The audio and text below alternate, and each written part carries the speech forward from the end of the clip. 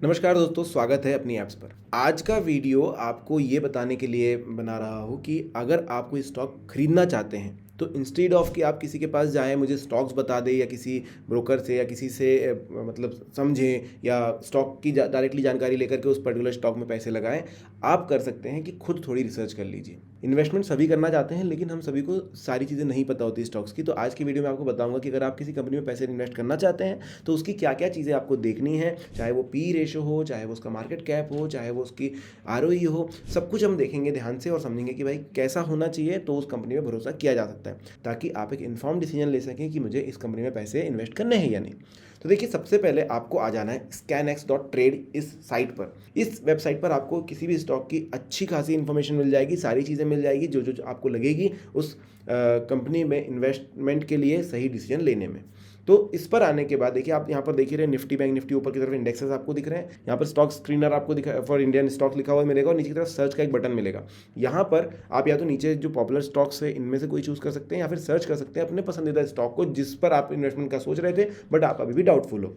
पर उससे पहले आपको यहाँ पर करना होगा लॉगिन। अब लॉगिन करने के लिए आपका धन पर अकाउंट होना ज़रूरी है, जिसके लिए आप एक धन का अकाउंट अगर आपके पास नहीं है तो नीचे डिस्क्रिप्शन में लिंक है, वो खोल लीजिए। और अगर आपके पास अकाउंट है तो फट से अपने धन एप्लीकेशन पर जाइए और यहाँ पर एक क्यूआर कोड आएगा। देखिए, लॉगिन करेंगे धन के साथ ये क्यूआर कोड आ जाएगा, इससे आप लॉगिन कर लीजिए। आप चाहे तो बिना क्यूआर के भी लॉगिन कर सकते हैं और चाहे तो बस आपको इस तरीके से एक क्यूआर स्कैन करना है और आप अंदर की तरफ पहुंच जाएंगे। प्रोसीड अहेड टू ट्रेड में यहाँ पर करूँगा और इस एप्लीकेशन में आ जाता हूँ। तो अब देखिए, scanex.trade पे मेरा धन अकाउंट लॉगिन हो चुका है।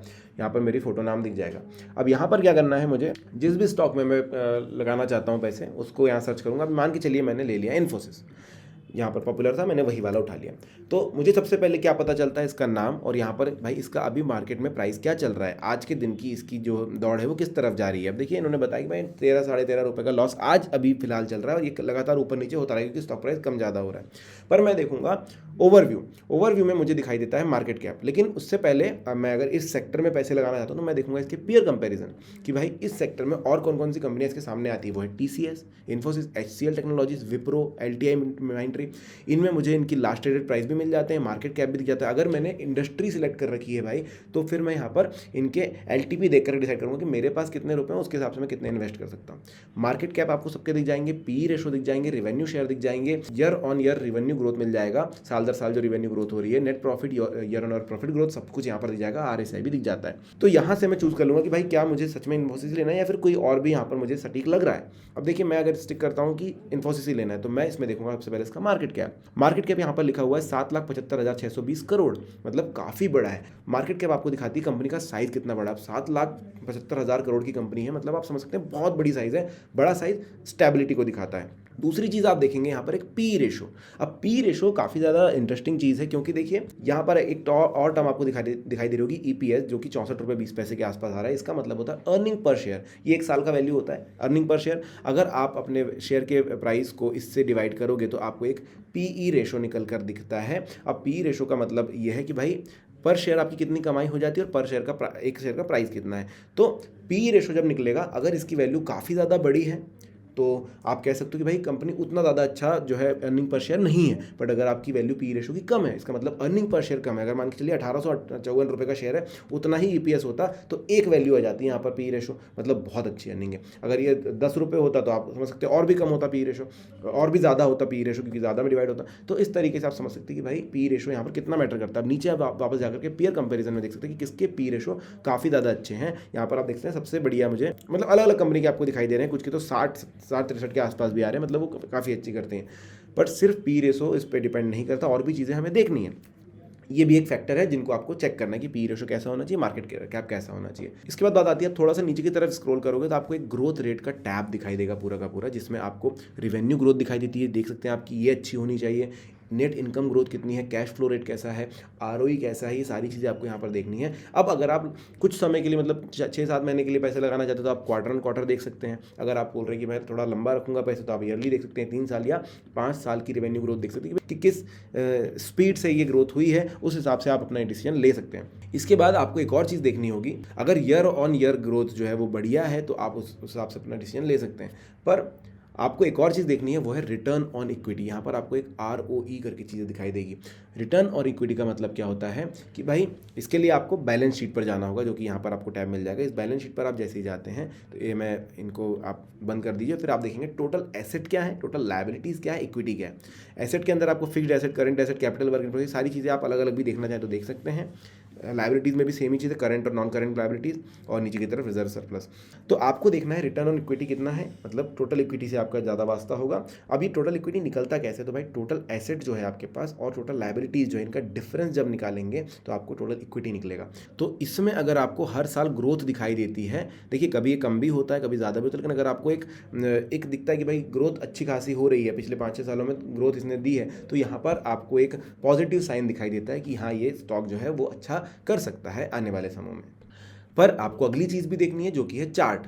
अब ऊपर की तरफ आप स्क्रॉल करेंगे तो आपको यहाँ पर एक लाइन चार्ट दिखाई देता है, जिसमें आप 1 दिन का, 5 दिन का, 1 मंथ का, 6 महीने का, 1 साल का या 5 साल का रिटर्न देख सकते हैं। अब आपके ऊपर है कि आप कितने समय के लिए अगले रखना चाहते हैं, तो उस हिसाब से आप अब ये नहीं कहूँगा कि अगले 5 साल में कितने रिटर्न मिलेंगे, ये दिखा रहे हैं, दर्शाता है कि भाई पिछले 5 सालों में किस तरीके से परफॉर्म किया है स्टॉक ने। तो आप उस हिसाब से एक अंदाज़ा लगा सकते हैं कि नेक्स्ट 5 ईयर्स आपको इसमें पैसे रखने हैं या नहीं रखने।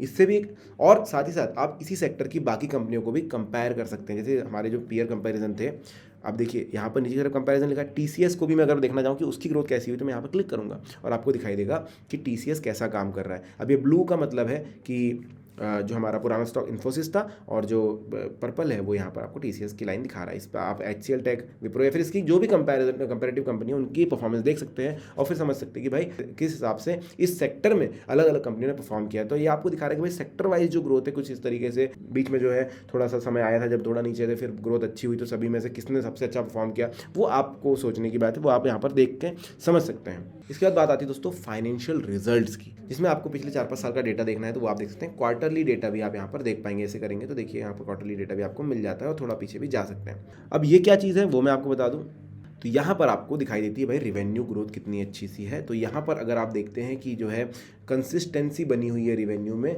तो आपके लिए फिर से एक पॉजिटिव साइन आता है कि कंपनी में पैसा जो है लंबे समय के लगाने के लिए एक पॉजिटिव साइन दिखाई दे रहा है। EPF भी आप यहाँ पर देख रहे हैं और नेट प्रॉफिट भी आपको दिखाई देगा। तो इनमें अगर आपको कंसिस्टेंसी दिखाई देती है ग्रोथ में, तो आप जो है आपको एक थोड़ी सी और मदद मिलती है अपना एक डिसीजन लेने के लिए। फिर कैश फ्लो भी आपको यहाँ पर देखना होगा कि भाई कंपनी का कैश फ्लो किस तरीके से, कंपनी में पैसे कहाँ से आते हैं, मतलब लोन से आते हैं या फिर कुछ बेचा है, कुछ एसेट वगैरह बेचे हैं उससे आ रहे हैं, और कहाँ जा रहे हैं और किस तरीके से हो रहा है वो आपको यहाँ पर दिखाई देता है। कैश फ्लो कैसा है, कैश फ्लो का जनरली नेगेटिव होना अच्छी बात नहीं होती है, क्योंकि आप देखिए यहाँ पर आपको दिखाई दे रहा है नेट कैश फ्लो कितना है, इन्वेस्टिंग एक्टिविटीज़ कितनी है, इन्वेस्टमेंट कितना हो रहा है, ऑपरेटिंग एक्टिविटीज़ कितनी है और ऑपरेटिंग में कितना पैसा खर्च हो रहा है, और फाइनेंशिंग एक्टिविटीज़ कितनी है। फाइनेंशिंग एक्टिविटीज़ दिखाती है कि डिविडेंड वगैरह किस तरीके से बांटे गए हैं, ऊपर इन्वेस्टिंग एक्टिविटी कुछ नया इन्वेस्टमेंट किया गया है तो वो आपको दिखाई देगा। जब भी आपको नेगेटिव दिखाई दे तो आप यहाँ पर जाकर चेक कर सकते हैं कि भाई ऑपरेशन में ज़्यादा पैसे यहाँ पर खर्च हो गए थे, इन्वेस्टिंग में, फाइनेंसिंग एक्टिविटीज़ में, तो इस वजह से ये नेगेटिव हुआ है। तो आप इस तरीके से इसका थोड़ा सा कैलकुलेशन कर सकते हैं और आपको समझ में आएगा कि ये स्टॉक सही है या नहीं है। इसके अलावा भी एक और चीज़ दिखाती है इस स्टॉक के बारे में जो आपको साइन देगी कि सही है या नहीं, वो है आपका शेयर होल्डिंग। अब देखिए यहाँ पर डायरेक्टली दिखा रहा है कितने परसेंट शेयर प्रोमोटर्स के पास है, कितने FIIs के पास है, कितने DIIs के पास है, पब्लिक के पास है।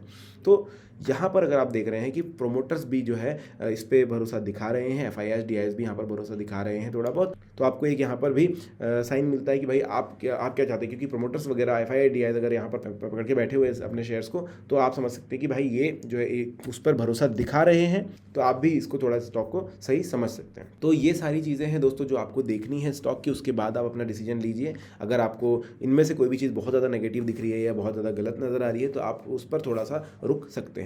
इसके अलावा कोई क्वेश्चन आपका तो कमेंट सेक्शन में ज़रूर लिख दिएगा। आई होप मेरा वीडियो जो है आपको पसंद आया होगा। वीडियो पसंद आया तो लाइक, चैनल को सब्सक्राइब और कमेंट ज़रूर कीजिएगा। Thank you.